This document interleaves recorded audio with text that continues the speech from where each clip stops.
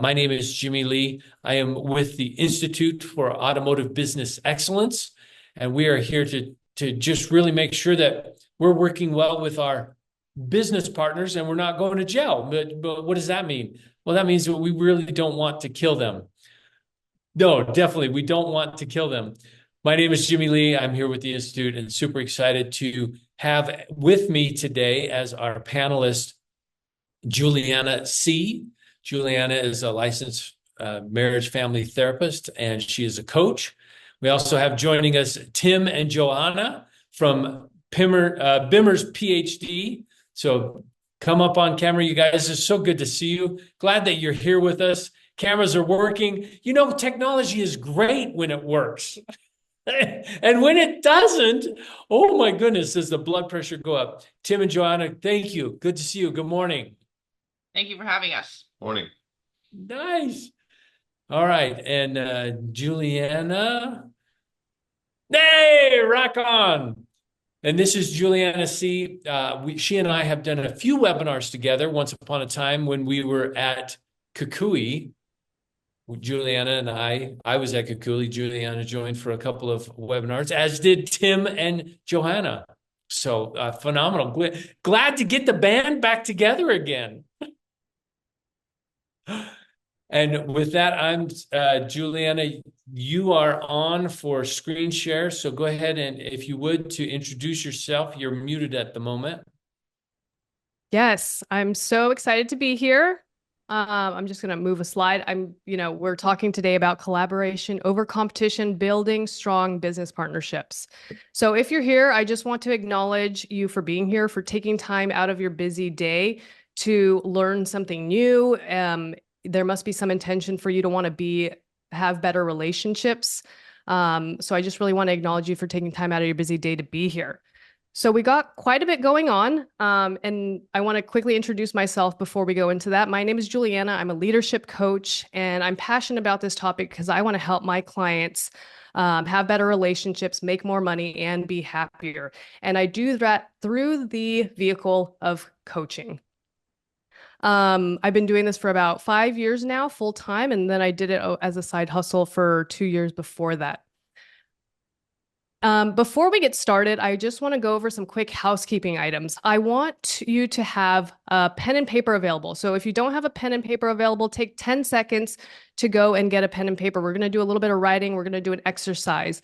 This webinar is going to be interactive. My hope is that you get as much as you can out of it. You learn something new about yourself, and you have something strategic and tactical for you to take on today to make your relationships better. If you can, keep your video on and keep interacting in the Q&A.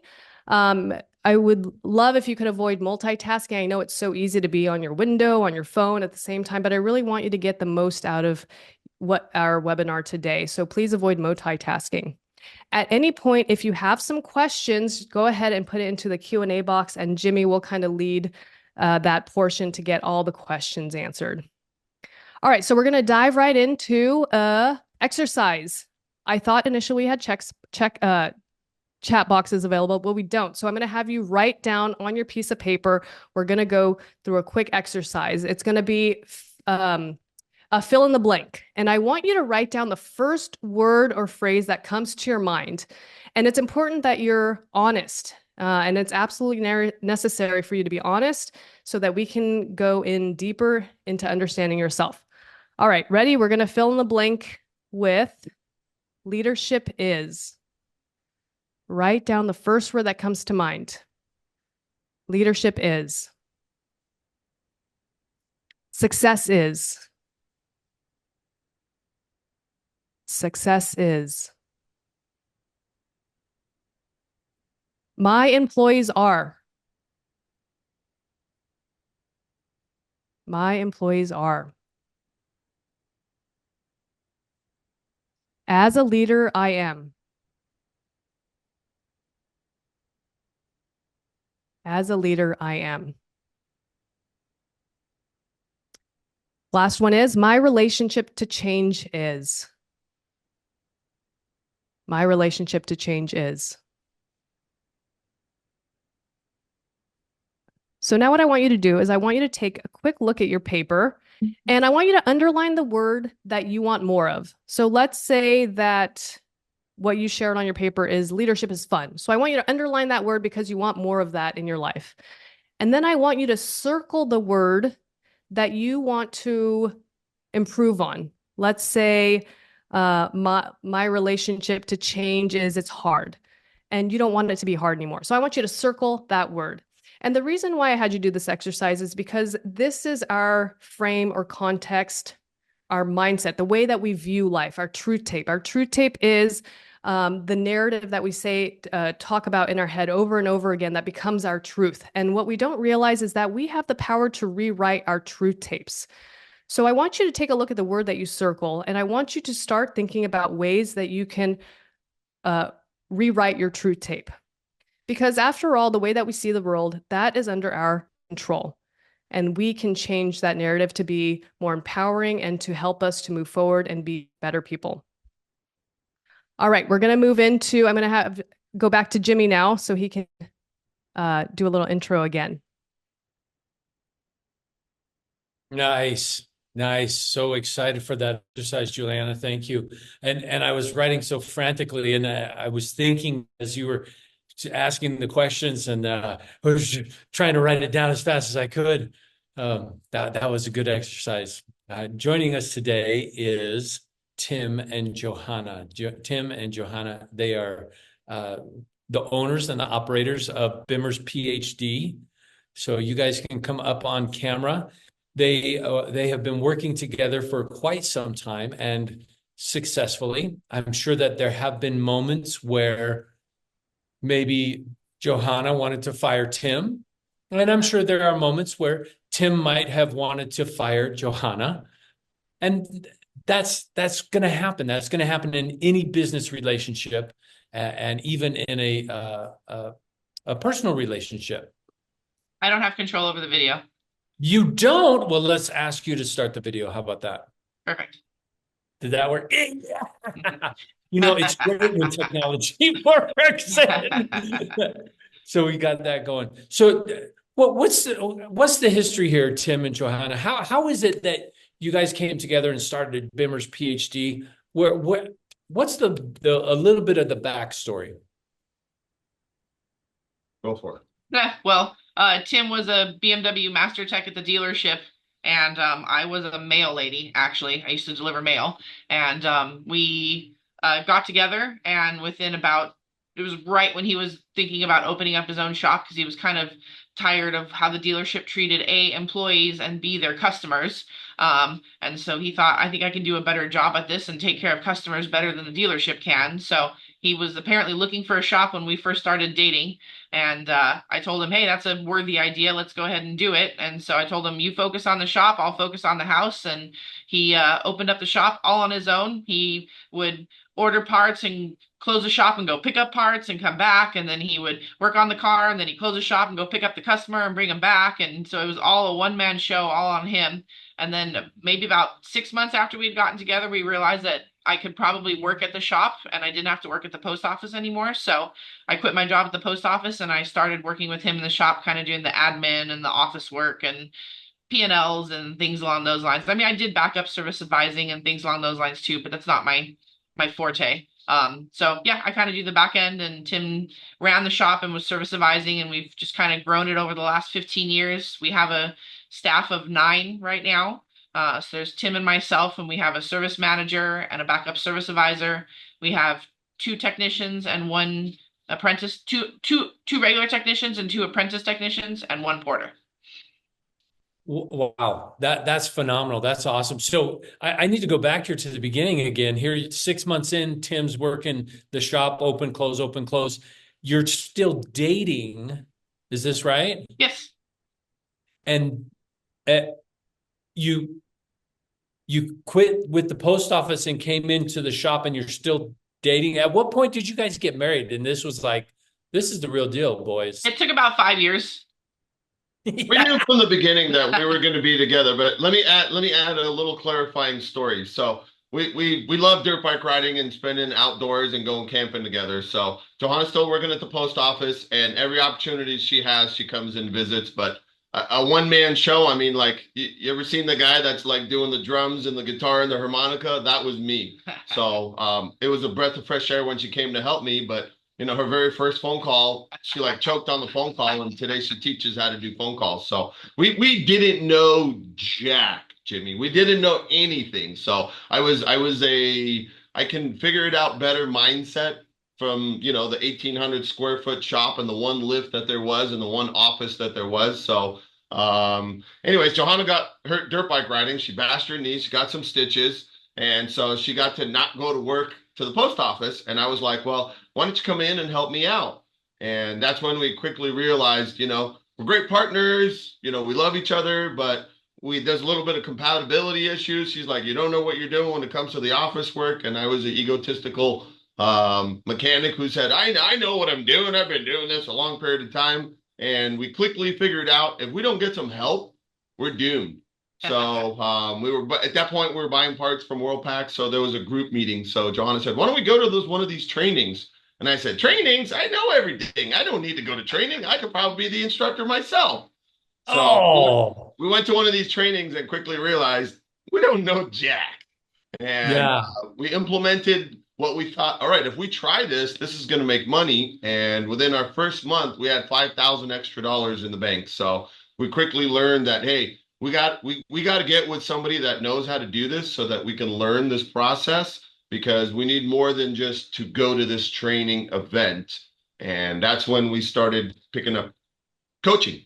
And I think that's been the biggest game changer for that big gap in the story of how we started as a one-man or two-man husband and wife team to hiring somebody that seen things from a bird's eye view that said, you really should do this, and being able to understand how we transition our personality to, I should do this even if I don't want to. And in Juliana's words, she put coaching. To me, coaching is doing things that you need to do that you don't want to do. And I think that's the strength that we drive off each other, is quickly learning to understand, like, we don't know this stuff. So we need to get somebody to train us and hold us accountable. And then from there, we've kind of progressed it to how do we hold each other accountable and not rip each other's heads off, because we're not always going to agree. Oh, We don't agree. We don't always agree. No, yeah, that's right. Well, and I'll tell you what's interesting, and Johanna, classic situation here that I've seen in the industry when a husband and wife are working together, and the wife sees that there's an opportunity for training. The females are very much, yes, we need training. Yes, we need coaching. Yes, we need direction. Yes, we need to do this. And we, the men, the egotistical, testosterone-driven men that think we know everything, are the ones that are saying, no, I already got this figured out. I'm so glad that you got in there into coaching and training. I'm so glad to see that training paid off so quickly, a $5,000 bump. You were able to see that immediate, which is awesome. Yeah. I tricked him. I said, let's go travel. There's a class so we can go take some training and make it fun. So we can do traveling and we can also get some training at the same time. And he's like, that sounds cool. So you got a little bit of everything in at once. And that's I love it. Back. Oh, I love it. I love it. Joanna, a question for you in getting this coaching and training. You see, how do I ask this question? In the training that you guys received, it was mainly focused on the business, right? At what point did you say, okay, now we need to focus on us as a partnership? That's actually a good question. You want? No, go for it. So I feel that it's, you can find service advisor training, you can find technical training for your technicians. It's actually not very easy, at least, 5 years ago, 10 years ago, to find management training. How do you become a manager? How do you work with people? How do you create a good culture in your shop? How do you create a team that loves working for you and that they're loyal to you because they love coming in to work for you? And if another shop offers them a job because they know that you train really good technicians and they want that, those people aren't going to be like, oh, cool, they're going to offer me more money. Like they like working here because you've created a culture and an atmosphere where they get along with everybody else and they want to be there. And I remember thinking like it's hard, it's not easy. If you don't know how to manage people, how are you going to figure out how to do it? So I just remember feeling like I wish that there was more of that. And I really do feel like within the last 3 or 4 years that's been more, it's come around where it's like, hey, these people need training. They need to know what they're doing when it comes to working on their business and not working in their business. And that's been super helpful. And I really, really am appreciative that that has come around because it didn't exist, 10, 15 years ago. I think Yeah. Tim has something to add too. No, I Yeah. think that's the bottom line is, getting a good coaching program was the key for us. Once we got in with the Institute, Yeah. and we realized what are those process steps that we need to change, that's when the quick results come. And the slow results come when we, the owners, have to fix us before we can fix the shop, right? And, today I can tell you fix the owner, fix the shop means so much more to me than in the very beginning. It was like, are you saying that I'm broken? Yeah, I was. Yes, in fact, we are. We are saying you're broken. And that's the interesting thing is you don't know what you don't know. You didn't know that you were operating broken. Yeah. There's But always improvement. We probably still are.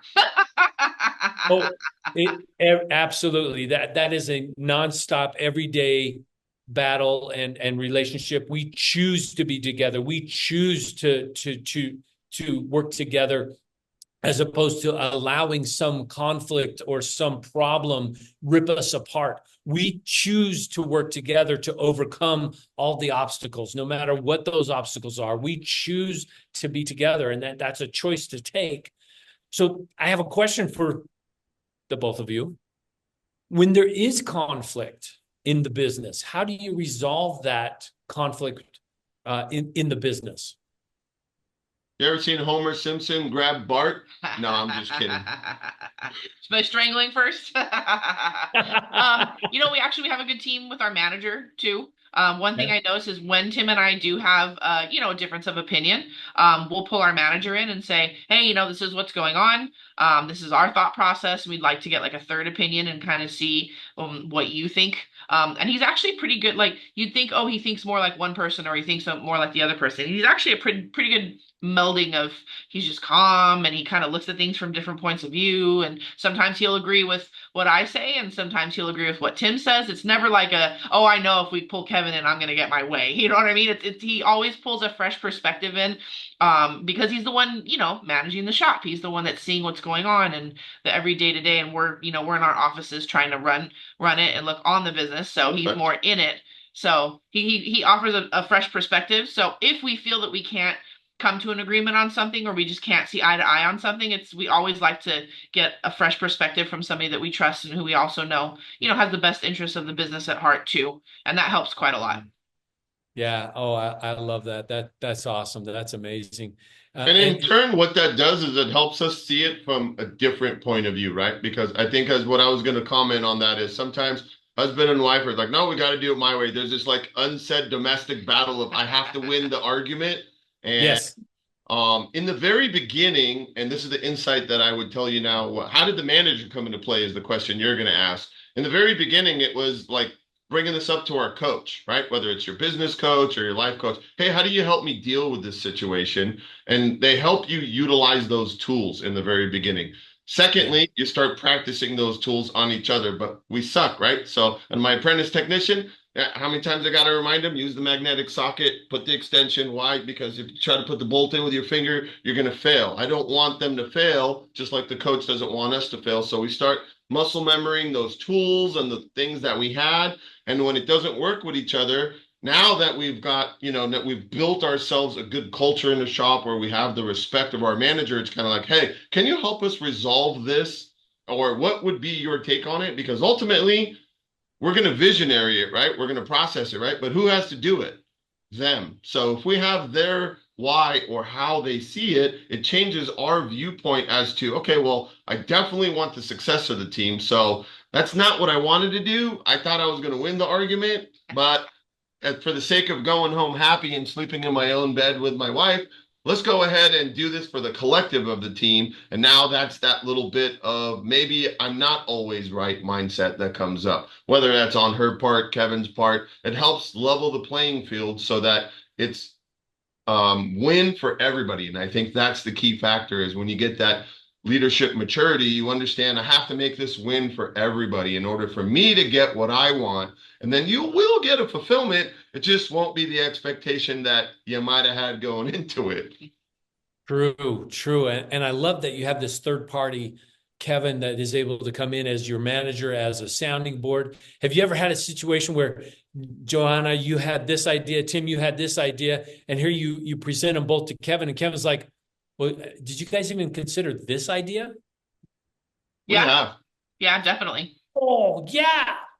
Yeah, that's the one thing I love about getting the outside perspective. I mean, we've worked with Juliana before as well, and sometimes I would talk to her about like something that was frustrating me, and she's like, "Well, what about this?" And I was like, "Huh?" Like, I literally never would have thought of that ever. I would have never ever thought of that in a million years. So that's what I love about talking to people, especially people who are trained to do that kind of stuff. Juliana's amazing because she's a life coach. We have Jennifer Holbert, who is our gear performance group facilitator. If we go to Kevin and maybe Kevin doesn't have the answer that we need, or maybe we need a little bit more insight, Jennifer's always a text away, and she's also amazing, especially when it comes to business advice and things along those lines. So we have a good network, and it's, always surround yourself with people who are smarter than you, better at your job than you, because you're always going to be able to network with those people and learn from them and get advice from them. And sometimes it's literally something you're like mind blown. I would have never thought of that. I didn't even think it was an option. And yet it's so simple. It's so simple. You just never would have thought of it. It's so true. It's so true. It's great to have that coach that can give you the guidance, because that is all also with Juliana. And Juliana, if you're here, this is where Juliana has trained and taught and researched and developed and worked with. She has these skills, these tools to help couples, to help business partners to come together, and when there is conflict, to work through that. Yes. Yes. And that's exactly what we're going to be diving into. Some of the things that Tim already shared are going to be things that I'm going to be talking about. So I love that.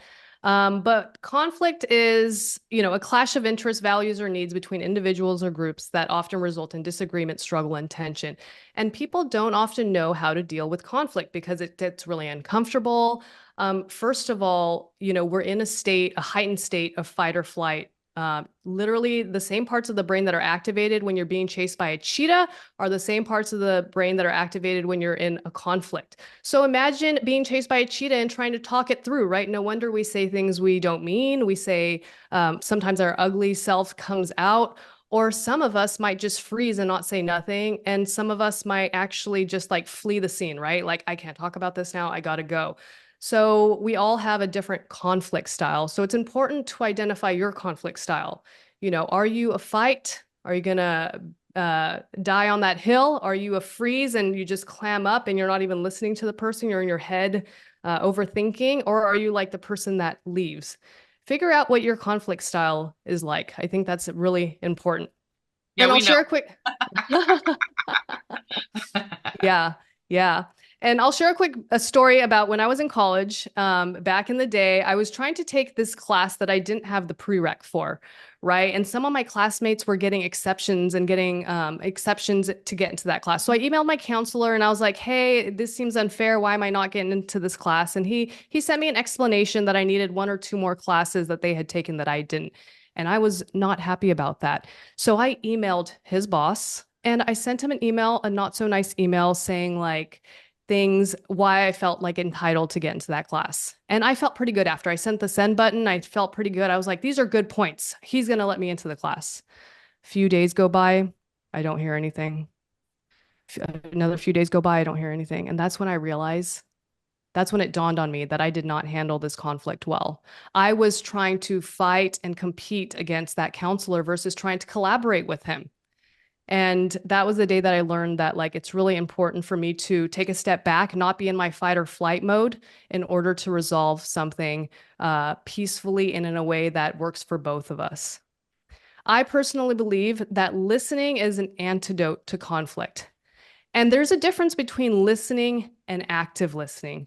Okay, they're just two different things. If you're thinking about the next thing to say, that is not listening. If you are thinking about your to-do list while someone else is talking, that is not listening.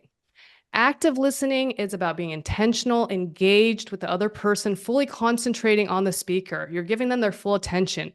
You're working to understand what the other person is saying, and you're also noticing what they're not saying. You're providing feedback. You're engaging with the conversation. You're paraphrasing and summarizing.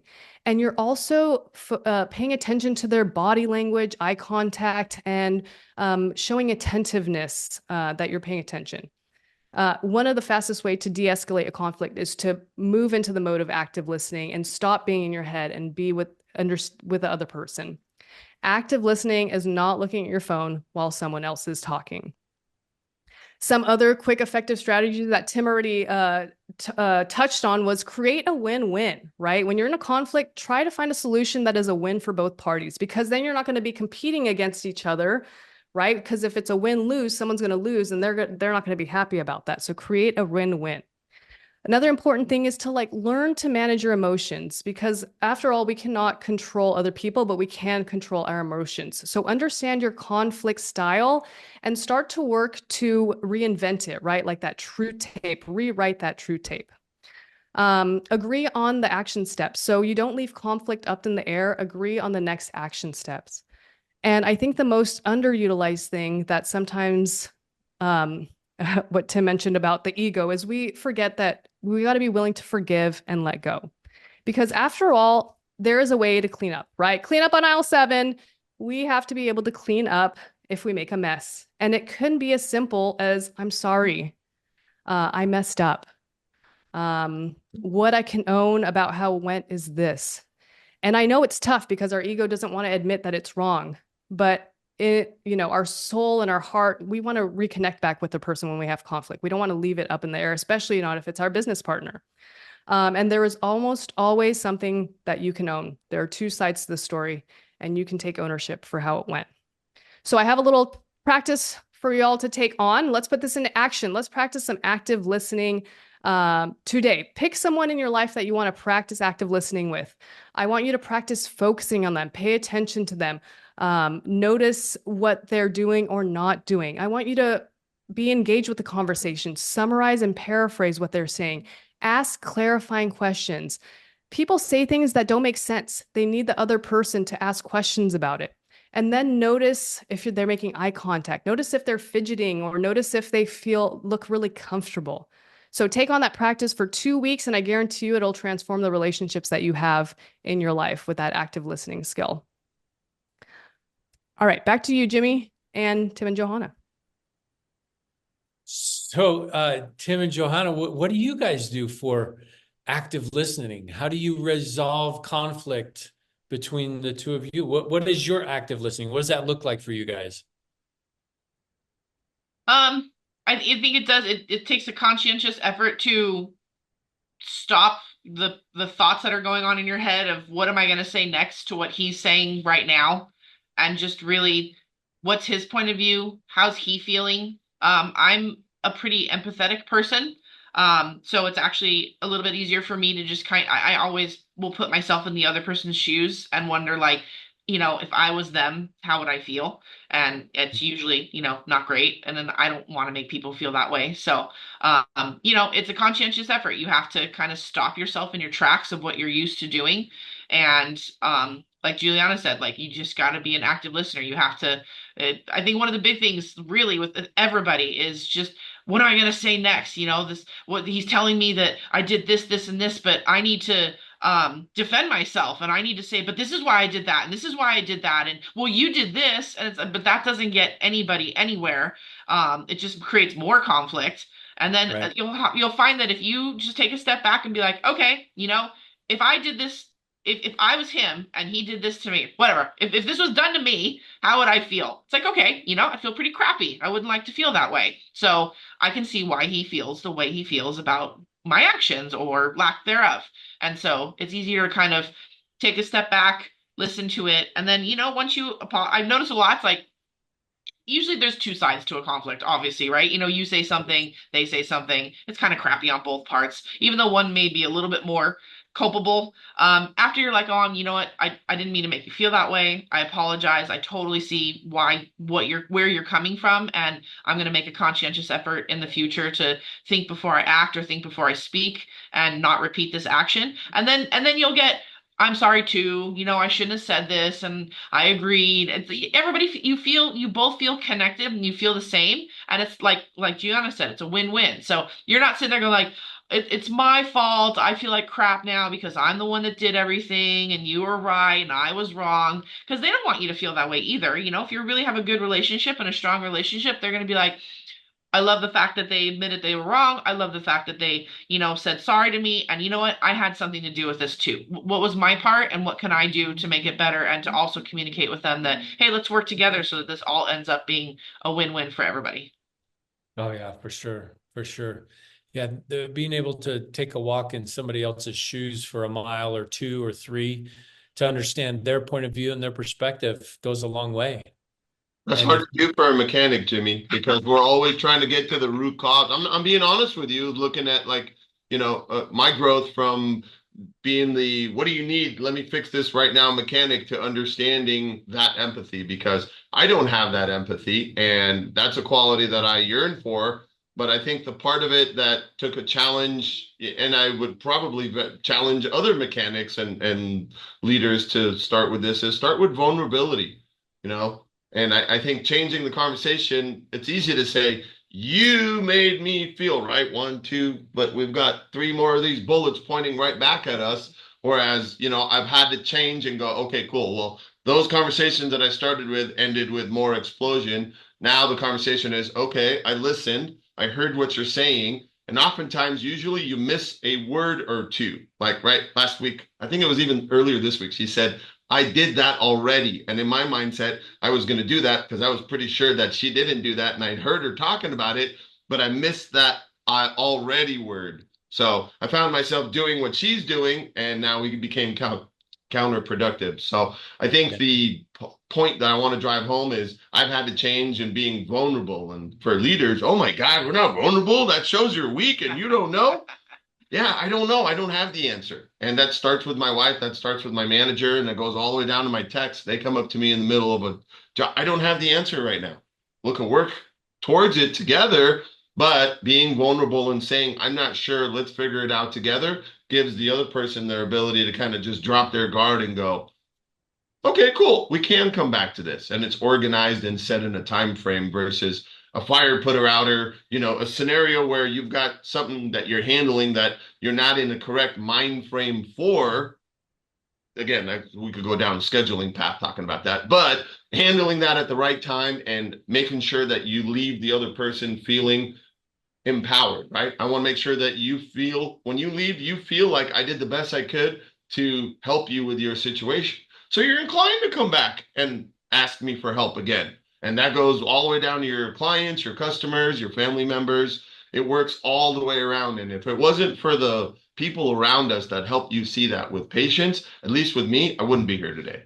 So that's a very good point that I find myself constantly working on and failing on too, but work in progress, right? Failing forward. It always is. It always is. And Tim, thank you for being vulnerable in this situation.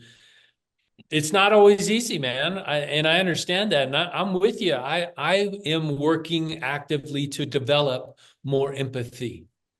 And it's something that I'm working on. Tim, it's great to hear that I'm not alone. I'm glad that you're working on it as well. Brother, that's awesome. Thank you. So question for both of you then.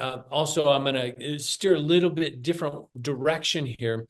When we talk about the business goals, and your vision of where you want to go, how do you align your business goals to be in line with your vision together as partners? Because maybe one wants to go another way, one wants to go another way. How do you align your goals to be with your vision together? Actionizer. Yeah, that's Well, that's a helps. to-do list, Yeah. right? So I feel that the training that we do it together. You Yeah. know, very rarely. There was one time when our service advisor, our manager, was out on paternity leave, and so we didn't really have anybody who could run the shop. So one of our meetings, Tim had to go alone up to Seattle, and I stayed here to kind of help run the shop with the backup service advisor. And that was one of the only times where he went up and got the training and I didn't, and it actually felt really weird for both of us because he was pretty much ahead of the game. He got all the in-person training and going over everything that we were doing and the things that we were working on in the group. You can definitely feel the difference when you're not together doing it, because when we're together, it's like, okay, you get an assignment. Look at your actionizer. What are your goals? What are the things you're working towards? How are you doing on it? And then we both sit down and look at it and, okay, this is what we're working on. Have we gotten some headway on this, or what steps do we need to take in order to get there? Tim's a little bit more brave when it comes to things than I am. He like from like 10 years ago, he's been wanting to be a multi-shop owner. And I'm like, oh my gosh, it's hard enough running one shop and being on top of everything with one shop. Why would I want to do it with 2 or 3 or 4 or 5? So he kind of sometimes has to drag me with my heels on the ground up into those things. But I'll come around. But he's kind of the visionary, and I'm kind of the one that sits in the back and it's like, well, you got to think about this rationally and what's going on. But we collaborate. We do it together. So I help him to not make too rash of decisions when it's not a good time. And he helps me to kind of make rash decisions when it's the right time. So we just work together at it. And, I feel that the training and the group effort, doing it all together, that really helps to keep us in line. And then you just have to set the time. And that's really hard. I mean, it's actually something that we find to be difficult because, you live with each other, you work with each other. Sometimes we drive with each other. Sometimes we don't, because you just need that 45 minutes away from each other, every day. So it's like when you get home, do you want to sit down and work on the goals of the shop? Sometimes it's like, no, I don't. I don't want to talk about the shop. I just want to like cook dinner and relax for a minute. And he's usually very, we got to talk about this. We got to talk about this. So, it's kind of finding an even ground and finding the time to do it and making sure that you stick to it. He's a little bit better and more consistent with it than I am, but he helps me out, which is, once again, it's a good thing because we're opposites and you need somebody to help you out where you're deficient and vice versa. Oh, I love that. That's amazing. That's amazing. I don't know how to follow up on that, man. That was all in a nutshell, but it's the groups. I think if I could add one thing, for those that don't know, we're in a groups program with the Institute, and that means you're within 12 other 15 shop owners, and we meet and we hold each other accountable. And I think that's the key behind it is people look at coaching like, oh, somebody's going to tell me what to do. No, I tell this other person, hey, Johanna, I need help with this. And can you help me with this? Can we sit down and collaborate with it? So in that group setting, we've learned to use a page that we call the Actionizer, and it has goals for the company and then personal goals. And I'll tell you, my personal goals are like, I had to add categories to the personal goals. So what that did is when I first seen that, it helped get all my ADHD ideas out of my head and on paper. And then now we can discuss them and say, is that our goal? Yeah. And on that goal list, this year we bought our first house. This year we bought our property of 15 years we've been renting. So if you put goals in front of you and you work towards that and you talk about it, whether you want to talk about it, whether you don't want to talk about it, it puts the vision in front of you. And I've learned to be more and more process driven, which helps you go, okay, how do we get to where we need to be? And I think working with Juliana and past before, that has been the clutch. Cool. I got an explosion of emotions I don't like. How do I change that? Well, I change my relationship with my emotion. I don't like this anger that I feel. How do I change that relationship? I got to either take time away or go, these are the steps that I'm going to do like we did. And these are the things that I'm not going to do. So when I hit those, I go, damn it, that's that I didn't want to do. Let me go back to what I was doing because I wrote it down. It's real to me. And when you got an accountability partner, I wouldn't be a good partner if I just said, yeah, whatever you want to do, because that doesn't lead to the end goal of doing what's hard, right? Doing what's hard. I'm sure Juliana's going to go back, so I'll just shut up and let her do her deal. No, I think you're hitting the nail on the head, Tim. I mean, it's so important to have goals and to know the direction that you're going, especially in business partnerships. And I think oftentimes we talk a lot about goals. People talk about goals, vision, values, but they're actually quite distinct, but they get all moshed up. So a vision is the bigger picture, the thing that you're working towards. It's designed to motivate and guide over an extended period of time. And the vision is also meant to motivate your employees as well. And it could affect how you interact with your customers. Goals are a little bit smaller. They're clearly defined and focused. There's typically a deadline or a time frame around it for you to achieve it. And the values is the thing, the guiding principles that you make decisions with and create the goals and vision with. So I'm going to give you, I mean, Tim shared an example of the values of a goal, but I'm going to share a little personal story about when I was in my mid-20s. I started dating this hot, nerdy scientist, and on paper, he sounded great. He sounded great. Except for the fact that inside I knew that we didn't really want the same things. We didn't really talk about our goals, right? I was looking more for a monogamous relationship, long-term, maybe lead to marriage. At least I wanted that possibility to be in place. And for him, I don't think he knew what he wanted. He didn't know what he wanted. So we never talked about it. Also, like sometimes we're too afraid to talk about the things that we want, because they might not align with the other person. But I spent 5 years with this person when I probably should have broken up with them after 2 years. So although the relationship was still great, our visions and our values did not align. We were not on the same page about what we wanted. So imagine that in a business partnership, right? Tim wants 5 shops. Johanna's like, I'm good with 1. But if they didn't communicate about that, then their actions would be different on a daily basis. But they do communicate about that. So that is like the very important piece. So if you're a shop owner, make sure you have a guiding North Star that everyone in the company knows, including your employees. Make sure you have a target or a goal that is specific. And you want to create these for your employees as well, because that's going to help motivate them. If your employee wants, let's say they want to manage people and they don't communicate that to you, or you don't know about that, you're never going to put them into a manager position because maybe they're such a good tech. Or let's say your employee wants a raise, but you don't ever specify what they need to do to get that raise. So it's a co-creation between the shop owner and the employees to make sure that there's a target that they're working towards that is specific. So that helps to motivate them. So every day that they come in, they're excited and doing their best job.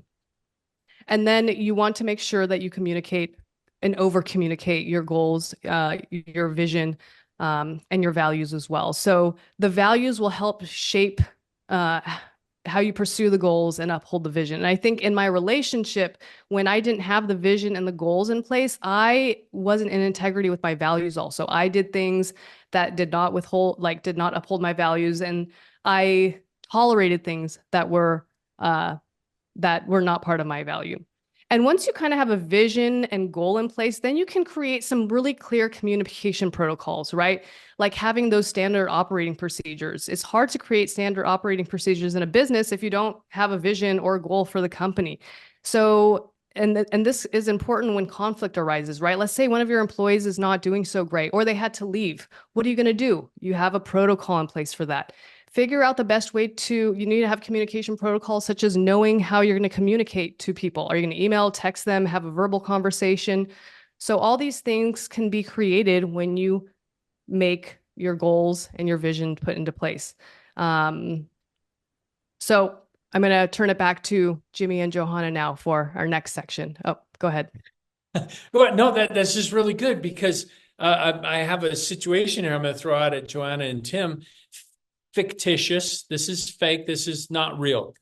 And it goes right in with what we're talking about. If Tim was to come home and say, "Hey, Johanna, I just bought our 2nd and 3rd shop." Yay! Tim's all excited because it's going after his vision. And if they hadn't had conversations, Johanna's thinking, "What in the get out? No." Right? I mean, that would be a bad situation. So totally fake. I understand. Tim and Joanna, what do you do in your relationship that helps with the transparency and transparency. Did I say that right? The transparency with your relationship and to develop trust in that relationship that you're both on the same page. What do you do? Meetings.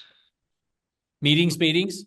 Yeah, monthly meetings, like, but mainly the financial meeting, I think going over, where understanding this money that we moved, where did it go? Did we end up with profit? How much of it ended up for us? Did that go in the goal set that we had? Doing your numbers every month. That's so many. That's step one. You need to be doing your numbers. There's so many shop owners that don't, which, I mean, I get it. Most people are like, hey, I'm a mechanic. I know how to work on cars. I think I can do this. And you very well could, but you also need to make sure that you stay on top of things. If you're deficient in an area, that's totally fine. Find somebody who's not deficient in that area. So find a bookkeeper, find an accountant, find somebody who's able to handle that part. Because if you go month in, month out, and you literally have no idea how much money you've made, or you have no idea what your margins are, yeah. I mean, most people think, okay, I just had this big job. I just sold $3,000. I have $3,000 in my pocket. But part of that's sales tax. Part of that paid for the parts. Part of that paid for your technician. And then, you have rent on your building, and you have electricity, and it's like, dude, but they think, well, I've got $3,000 in my bank now, so I'm good for the next week or two. So there are so many shop owners that do that, and it's really scary I can't even imagine running a business like that. It would be nerve-wracking constantly. So not only having a monthly meeting, but to have something to have a monthly meeting about. We do our P&Ls every single month. I try to have them done by the 10th, but the 15th at the latest.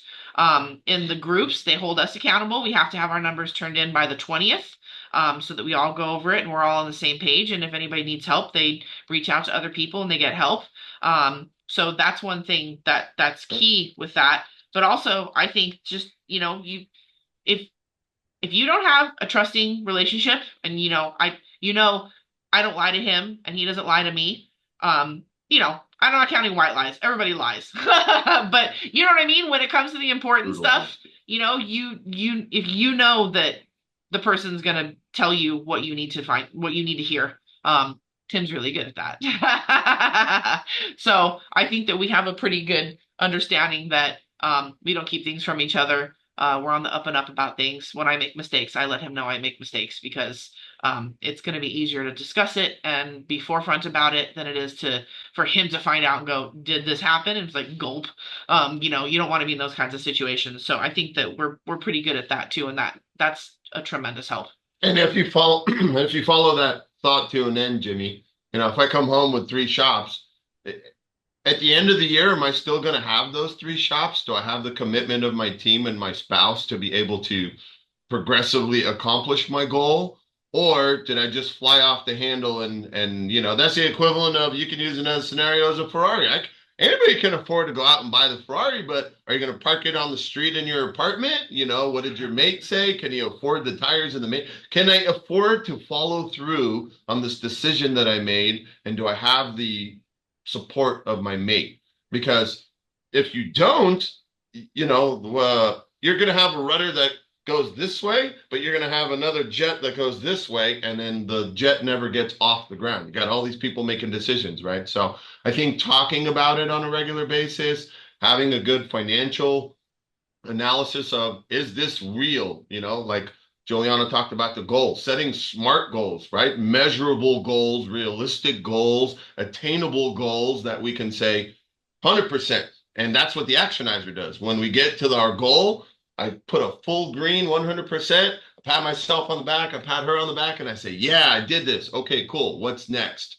And sometimes, believe it or not, it comes up month after month. I still have to fix the lights. The techs are still telling me that now one more light is out. So I'm not perfect, any more than she's perfect. But just to get lights fixed in a shop, there has to be a plan, there has to be a budget. And these are the things, having these constant conversations, putting these small little processes and steps in front of us not only helps us, but it sets a really good example for our staff. Because when we're not here, they go, oh, when they were here, this is what they expected us to do. versus oftentimes when I'm talking to other shop owners, when the cat's away, the mice will play. And we don't want that. I want to set a good example so my staff knows, Kevin's growth spurt Kevin's growth plan is to become the manager and run the shop 100% independent of Tim and Johanna.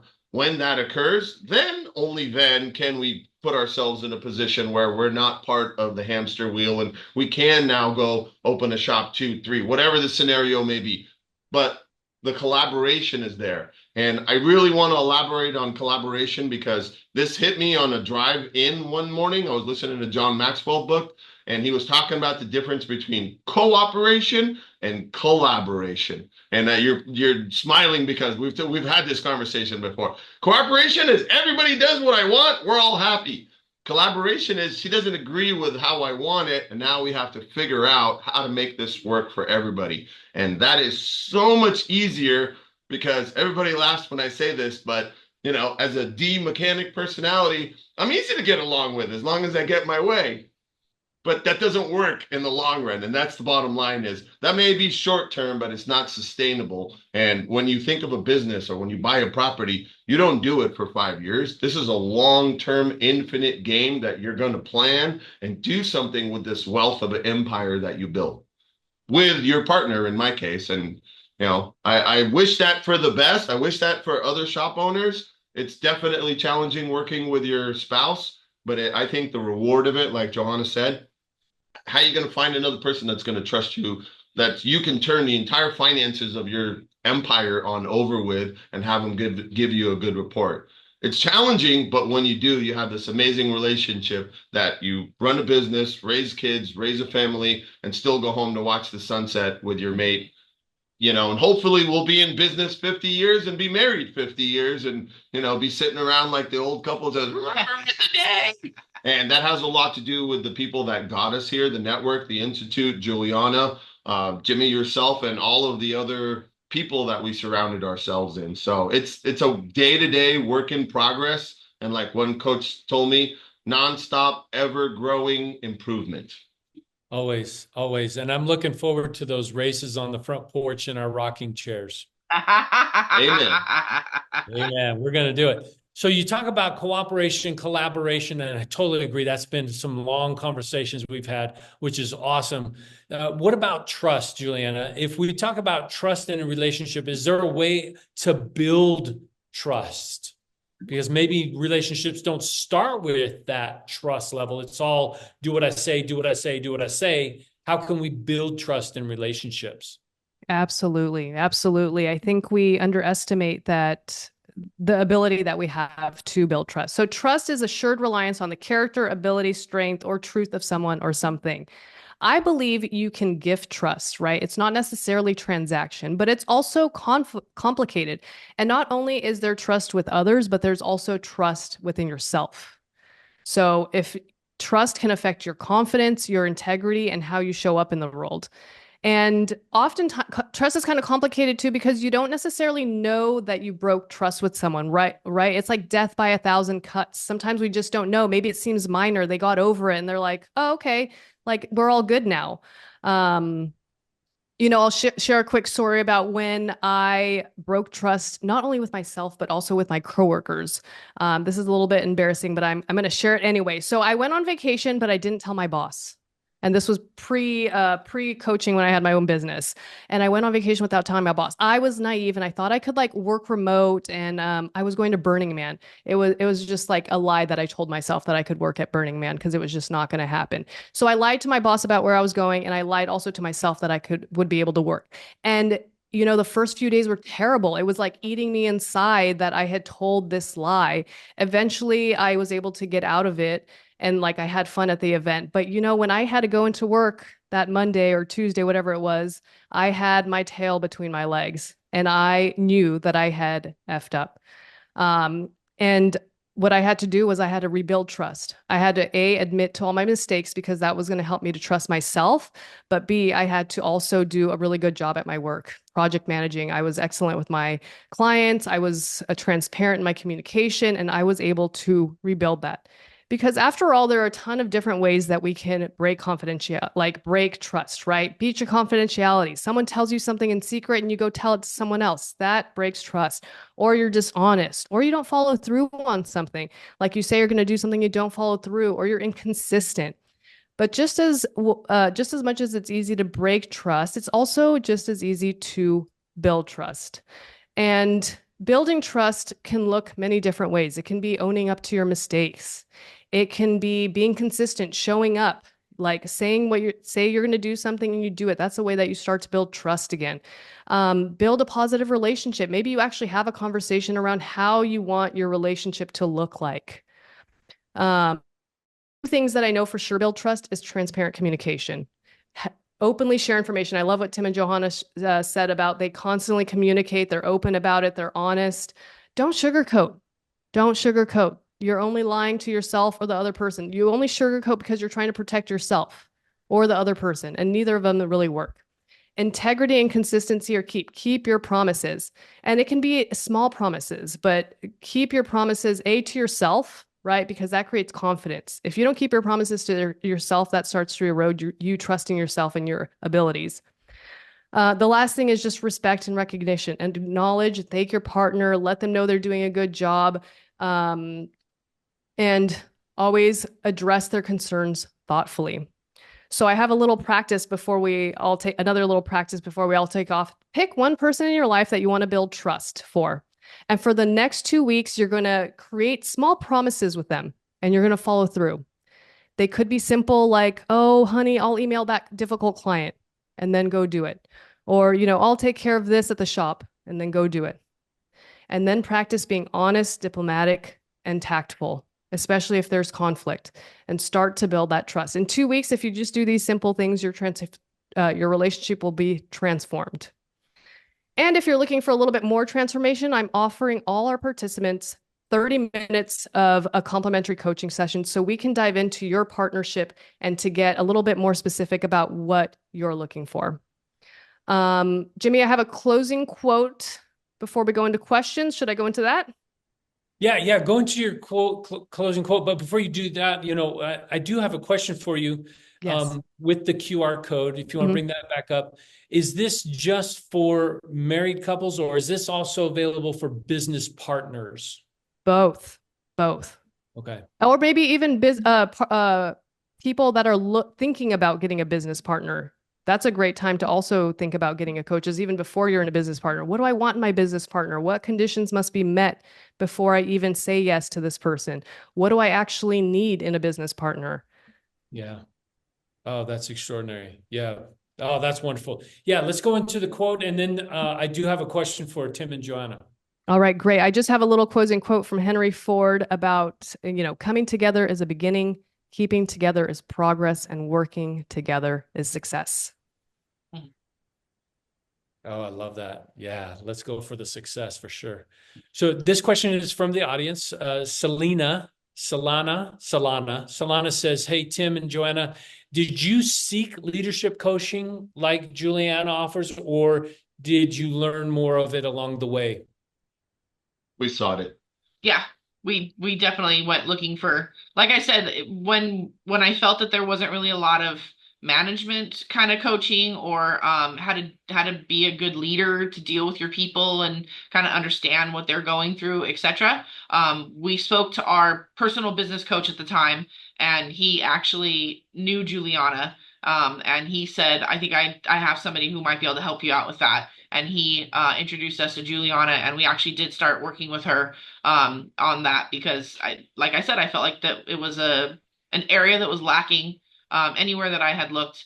And so I do feel that actually has improved more, even expanding beyond Juliana. It's helpful to get the life coaching that she offers, and then also working with different groups. Training groups. They have different things to offer now for management and how to be a good manager. Yeah, and I want to elaborate on that. That's different than your business coach, right? Your business coach focuses on you, your process, your business, and how to get there. We wanted to focus a little bit more first together. How do we help our relationship and understand that? And in our meetings, we discovered we kind of have to separate this a little bit. There's a whole different learning that I need that I got to have a little bit of time with Juliana. And I understood, to me, that came really quickly. What do I need to do? How do I do it? How to get it done? And the progress in the beginning was slow. But once I got it, it was like, okay, cool. I ran with that, right? And then Johanna continued to meet with Juliana a lot more on a weekly basis. And I think that really helped. The point I'm getting at is it helps you individually. This is your life coach. They help you focus on things that are you and you only, and hopefully that's in the direction of your partner. And if that aligns with what's going on in your group program or your coaching program, even better. It's like socks and shoes that fit together. And then you got those awesome laces that just say, I'm Jimmy Lee and I love. I mean, it's just, it becomes a perfect package together. So if you're doing business, if you're not doing business coaching, get there. If you're doing business coaching and want to try life coaching, it's life changing. And I think that's why they call it life coaching. I've since moved on from it, but I got to tell you, Juliana, all of the tools and the things that you've taught me, I use, if not day to day, weekly. And some of the ones I don't use often, I remind myself when I step in it to go, damn. And that was that thing I wasn't going to work on, but work in progress, right? So it's the whole network behind us, from Juliana, from the business coaches to David Kuza, to Cecil, to Jennifer, everybody, even coaches that don't know that they had an impact on us. Aaron Woods, I'm going to call you out on that one. It's all of the stuff that the people that you're around that help you go, this is the little things that you should be working on. Constantly hearing those helps bring those to fruition. And you look back and you're like, wow, I can't believe we've accomplished so much in 15 years. Yeah, that's super cool, man. Thank you for sharing. I appreciate that. Juliana, you want to bring back up your QR code? I want to give you a big shout out. Thank you for all of your time, your effort, your energy, your thoughts. Tim, I agree with you. Let's work on us. Let's work on our relationships. Let's work on the business, because that'll get us in the right direction, down the right road, and have the right vision for getting there. So anybody that's watching this, scan the QR code. This will get you onto Juliana's calendar. Pick a time that's convenient for you. Her calendar is there available for you to have a meeting. And Juliana, thank you for offering this to everybody who's listening. That is so powerful. Thank you very much. Yes, thank you for having me. Listeners, take advantage of the 30 minutes. The 30 minutes will go very, very, very quickly. You'll be surprised at how quick it goes and how much you get out of it. And you just want more and more and more. So thank you. My name is Jimmy Lee with the Institute for Automotive Business Excellence. Thank you to Tim. Thank you, Johanna. Thank you, Juliana. You guys are awesome. We'll see you guys again soon.